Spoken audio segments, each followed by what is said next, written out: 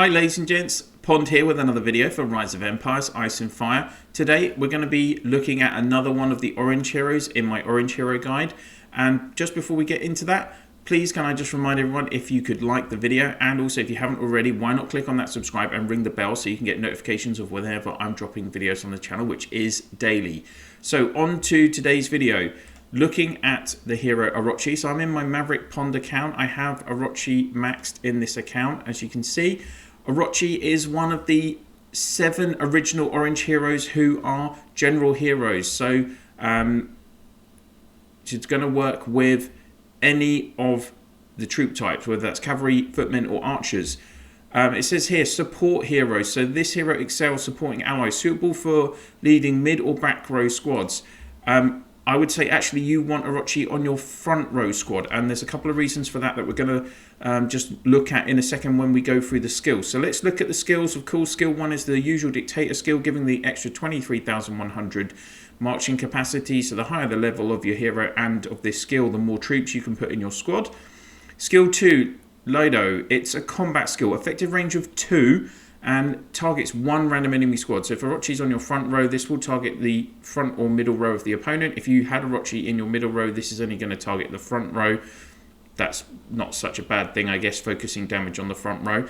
But what's this skill going to do? It's 40% chance to deal 405% damage to a single enemy target, causing weakened effects. So there's 2 elements to this. It's doing damage to the opponent, and then after that, it's also going to mean that they will deal 20% less damage to you for just 1 turn. 40% chance you're looking at this skill probably activating 3 to 5 times in a battle. Skill 3, defensive formation. It's the usual plus 30% resistance that you get with these general heroes, orange general heroes. So that's just for the troops in the squad the hero is leading. And the offensive formation, skill 4, it's giving 30% extra might to those troops in the squad. On to skill 5, Shijima.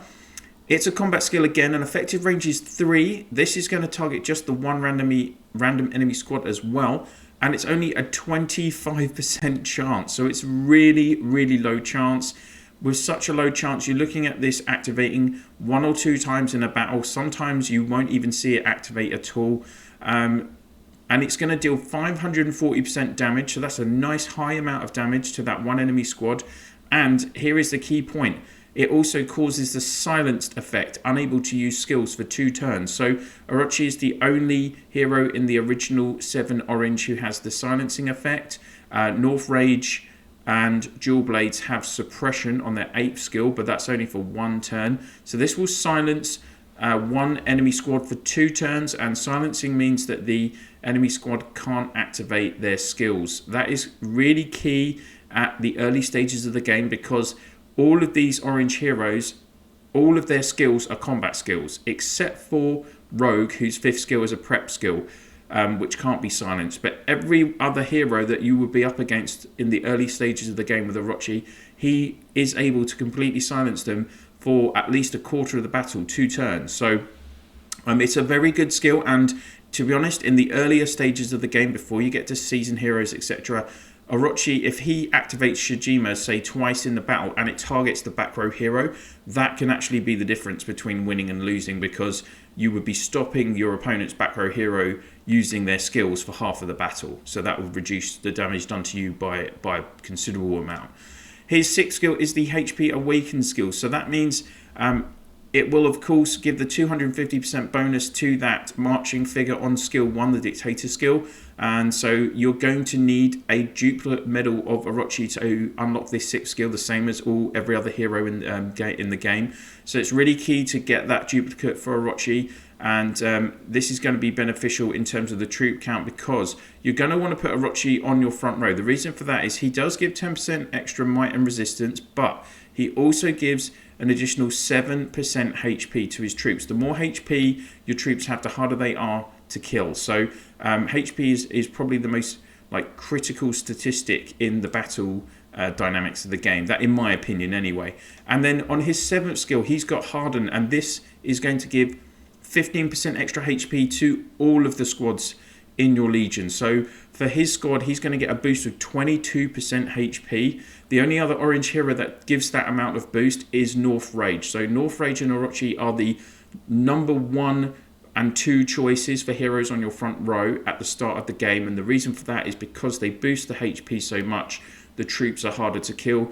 You want your front row to survive as long as possible, because once you lose that front row, then you're leaving your middle and back row vulnerable. They're receiving the brunt of the damage, and obviously if you lose your troops, you also lose the hero that is leading those troops. So that's why it's really key to have what I would call tanky elements to your front row heroes that will make them survive the whole of the battle, which is what this skill is doing.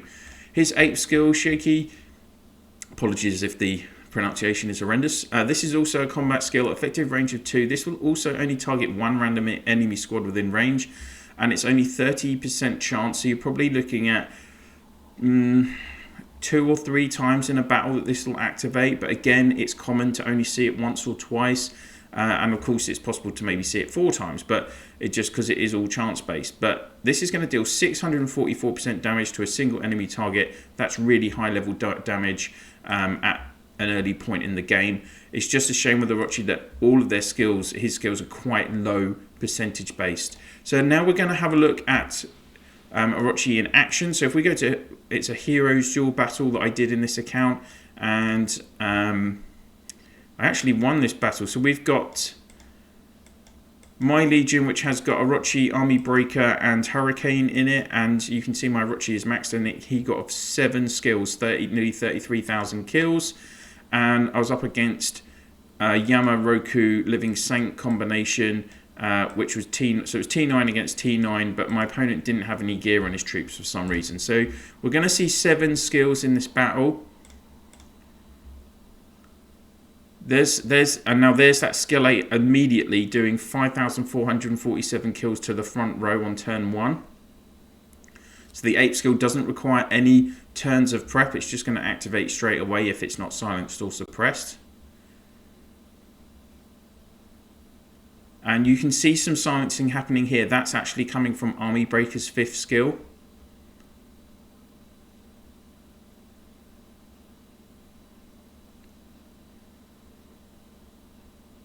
So there we go. We had a Lido, which was the skill 2, doing 4,000 kills in round 2 as well. So just 1 skill in each round activating at the moment. And, you know, that's pretty common for Orochi because just, you know, there's so... The percentages are so low. It's going to be rare that you see a lot of his skills activating. Shijima then on skill 3, so that is, and then you can see this green icon come up. So we've managed to silence Roku for 2 turns. That's really key because Roku actually has the ability to silence all enemy squads as well with his 8th skill. So and that is a combat skill. So this silencing is going to stop now Roku activating any of his skills for 2 turns. So this is really nice.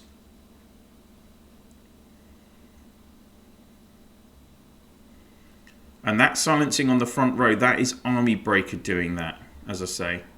And you'll see at as well at the back row being disarmed. That's Living Saint actually doing that to herself. Her 8th skill stops her troops basic attacking.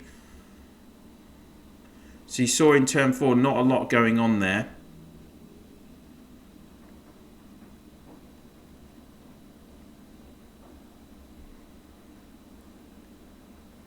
And again in turn 5, no skills activating. So this is the kind of danger you run with Orochi.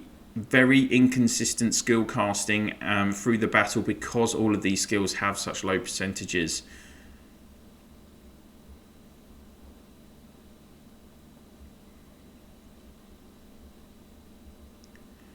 Having said that, then we get a skill 2 and a skill 5 both activating, and we've managed to silence Roku again. So as I said, that is a key element that is going to have an impact in a lot of stages of the game. Silencing is a form of crowd control, CC. You'll hear me talk about it in a lot of hero-related videos. I've done a series on it, highlighting the heroes that have the different types of CC as well. And so being able to silence Roku for half the battle, that is going to be one of the key elements that won this battle.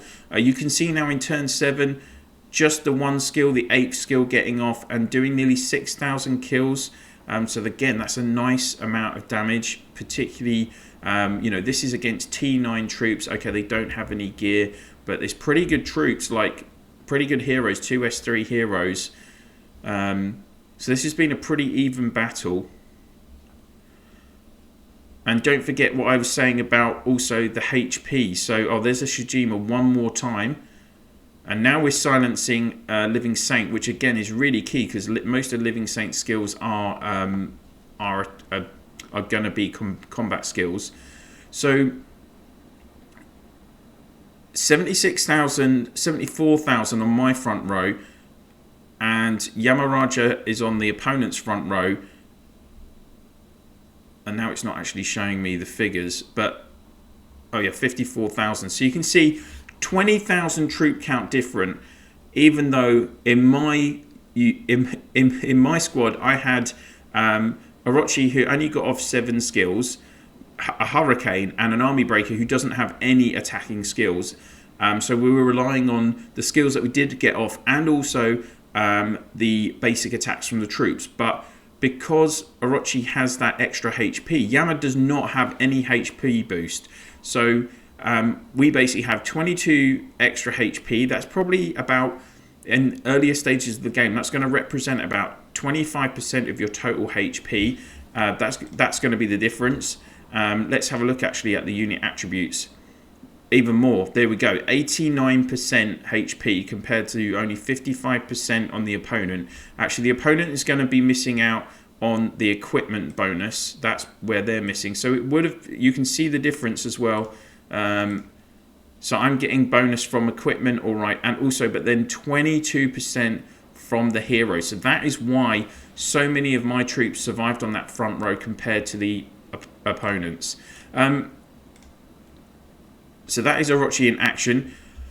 In terms of, as I say, placement, Orochi, for me, you really want on the front row. If you were going super defensive, say it's really early in the game, you don't actually have many orange heroes, then yes, okay, you could have Orochi and North Rage in the same legion. It's going to be a very tanky defensive legion because they're both going to be boosting so much HP to the troops in that legion. It's going to be difficult to kill them, but potentially you're not going to be getting a lot of kills or support, like say if you had dual blades in there on the middle row, because 2 of her skills are 50% skills. But you can put them there if you're looking to be defensive for sure. And yeah, Orochi is going to work in front of, like, say for your cavalry, you could have Orochi, Rogue, Heaven's Justice, or Hurricane on the back. You could even, he's a general hero. He'll work with whatever troop type you've got. You could use Orochi, Yama for extra might, and Zoro, who's the archer specific hero. If you didn't have any options, you could have Demon Spear on the front row for your footmen, and then Orochi on the middle row. That would be a very defensive combination, but you want Demon Spear on the front row because his second skill is only a range of 2 and it targets 2 squads. So yeah, I mean, really good. I really like Orochi. Like, you're not going to get consistent skill casting, but when this 5th skill does activate 2 or 3 times in the bout, it will make a big difference. When you're just normal orange heroes against normal orange heroes. How long are you going to want to use in the game? For me, one of the 4 or 5 orange heroes you probably do want to keep long term. For instance, again, I will use Orochi in, say, a 3rd or 4th footman legion if I'm using 3 or 4 on the Eden map, just because I don't have 3 or 4 front row footman heroes max. Like, I don't have Soaring Hawk, I don't have Peacebringer, so I do still use Demon Spear and Orochi in those combinations if needed, even though I have nearly finished those. So I think you want to be holding on to Orochi as long as possible, because again, with that extra HP, you're reducing the amount of troops that get killed. So that can be helpful when you're taking tiles and things. So yeah, that is everything on Orochi, guys. I hope you've enjoyed the video. If you have, then please do click on that like, and if you haven't already, why not subscribe to the channel? And I've done nearly 300 videos on Rise of Empires now, so hopefully there's something on the channel for everyone. Check out the playlist as well on the page down below. And if you could please share my channel with your in your Alliance chat, Province chat, and through Line, WhatsApp, Viber, Discord, whatever you use to follow and communicate with your fellow players in the game. That would be absolutely brilliant. Thank you so much for watching, and I'll see you soon.